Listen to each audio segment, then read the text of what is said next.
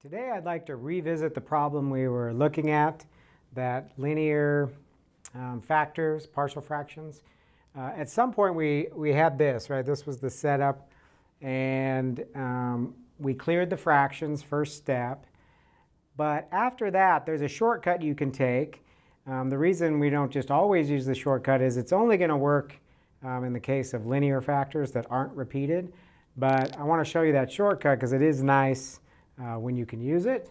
So remember, the first thing we did, this is still the same, is multiply both sides by that common denominator, and you're left with this. But what we can do here is be a little bit clever, and that is, remember, this is an identity. The left-hand side and the right-hand side should be equal for all x. If x equals 10, they should be equal. X equals 100, x equals 0, x equals -pi, whatever. So let's plug in some useful values of x that will allow us to solve for a and b. And those useful values are, could we plug in an x value that would make a go away? Yes, just the 0 of this factor, right? If we let x be 4,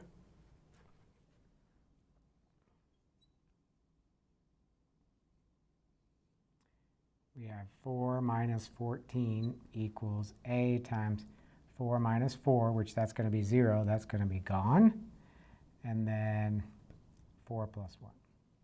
So we have negative 10 equals 5b.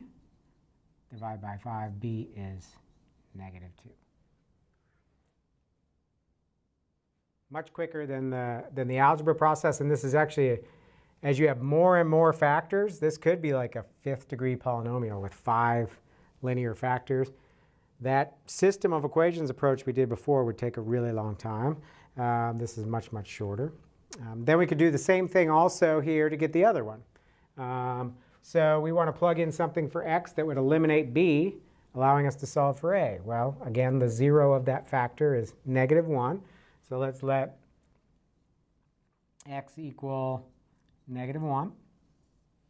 So we have -1 minus 14 equals a times -1 minus 4 plus b times -1 plus 1. And so, again, that's going to be 0, which will get rid of that b. And then we have -15 equals -5a. Dividing both sides, a is 3. So just like we got before, b is -2, a is 3. But we got there without the matching coefficients technique. Now, for just 2 factors, this probably doesn't save a lot of time. But once you have 3 factors, 4 factors, the more factors you have, that matching coefficients approach will generate that many equations. So 5 factors would be 5 equations, 5 unknowns. Whereas this, you just deal with 1 unknown at a time. So this is nice.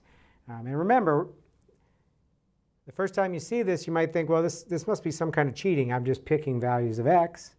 But we're not solving for x, right? Remember, this is an identity. The left-hand side and right-hand side should be equal for all x, no matter what it is. So no matter what you plug in for x, they should be equal. So we're allowed to plug in anything we want, and the left-hand side should still be equal to the right. Now, once these factors are quadratic or they're repeated, the shortcut won't work.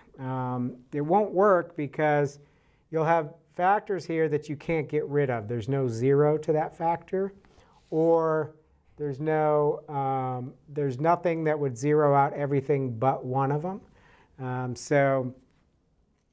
If you've got linear factors, you can do this, but with quadratic or repeated, you can't get at least all of them that way. You may be able to do a combination of the shortcut along with some of the system of equations approach.